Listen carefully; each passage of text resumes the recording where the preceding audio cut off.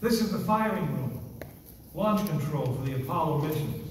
This is not a mock-up. These are the very consoles we sat at when men first took off to fly to the moon.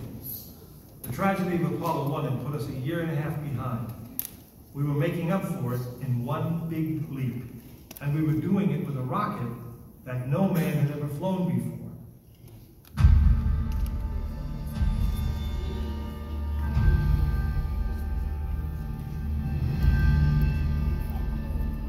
It was a few days before Christmas 1968 when Apollo 8 sat on the pad. She was the first of a new kind, a moon rocket. This was the Phoenix, risen from the ashes of Apollo 1. The first Apollo crew did not die in vain. This was to be their testament.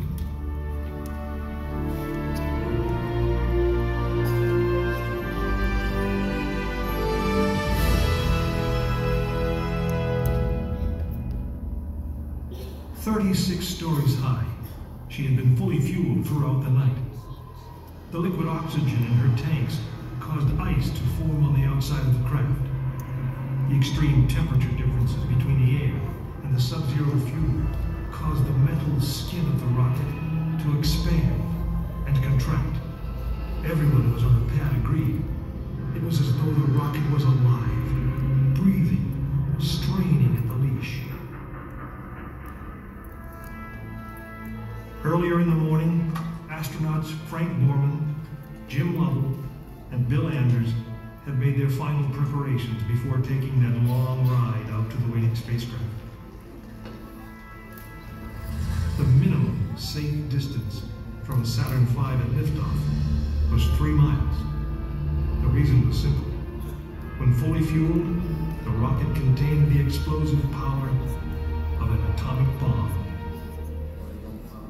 As the clock counted down, the astronauts and all of us in launch control went through the pre-flight checks, our hands on the controls of the most powerful, most complex machine ever built.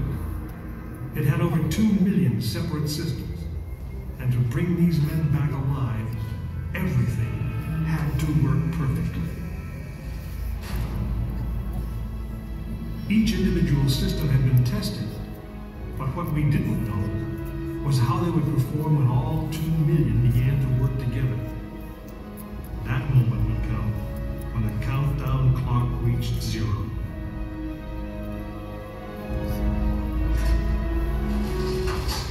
If a maneuvering thruster failed, if communications broke down, if navigation was off by 1 degree, if any piece of the miles of wiring, circuits, relays, or valves was defective, Frank Borman, Jim Lovell, and Bill Anders would pay with their lives.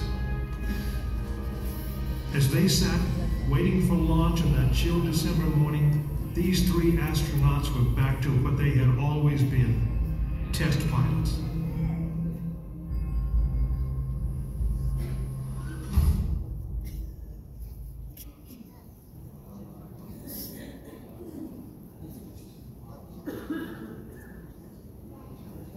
You are now in the final minutes before the launch of Apollo 8, right here where it actually happened.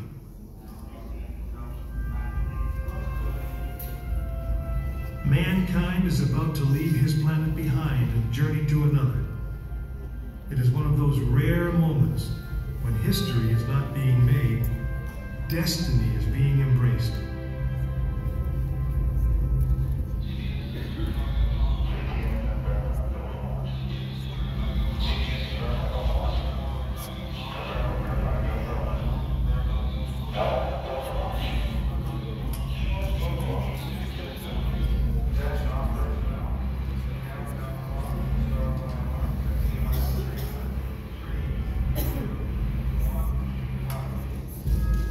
This is launch control, T-minus 3 minutes and counting. We have completed our communications checks with the Apollo 8 astronauts in the cabin, and the communications are go.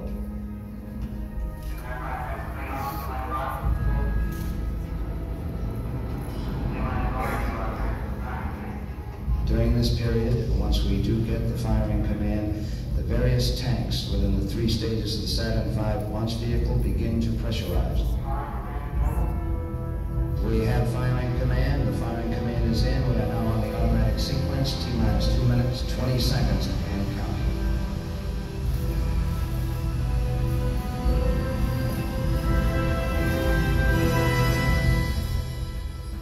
Our status board indicates that all aspects are ready. Instrument unit is ready. Spacecraft ready. Final check of the emergency detection system. That ready light also on. First stage preparations are completed. All systems are A-OK. Okay, keep going. And we're on. Ready to go to Cronkite. Stand by, Walter. Okay, you're on. All systems go. 1 minute, 45 seconds and counting. The first stage liquid oxygen tank has been pressurized and the pressure's still building up. Coming up in 90 seconds, mark, T-minus 90 seconds and counting. The Apollo 8 crew standing by, Spacecraft Commander Frank Borman, Jim Lovell, Bill Anders. We now report that the liquid hydrogen tank on the third stage is pressurized. 1 minute, 15 seconds.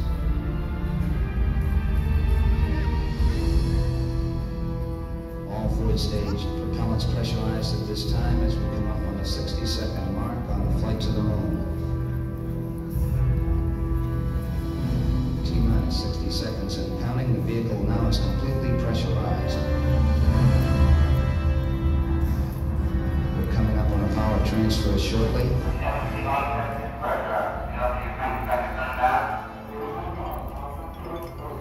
We have the power transfer. We're now on the flight batteries within the launch vehicle.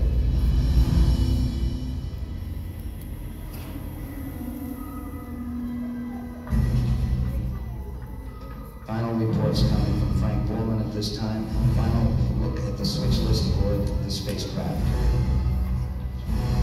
20 seconds, all aspects. We are still go at this time. T-minus 15, 14, 13, 12, 11, 10, 9. Ignition sequence start. The engines are on. 4, 3.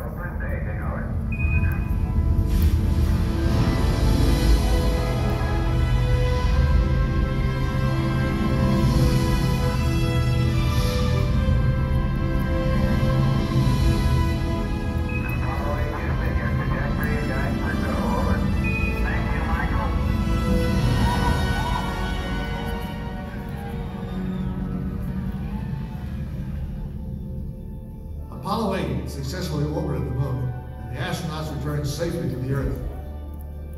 I know. I'm Jim Lovell, and I was one of the crew of this spacecraft, Apollo 8. We were the first men to see the surface of the moon from just a few miles away. But it was the hundreds of thousands of men and women who worked in that team, and the millions of people who supported the mission that really made it possible. That way, I guess, we all went to the moon. Now, on the other side of those doors, you'll find an actual Saturn V moon rocket. It's still the most powerful, the most complex machine ever built. And I guess it's the only one that can take you to another planet. I actually got to fly one on the second flight to the moon called Apollo 13. But that's another story.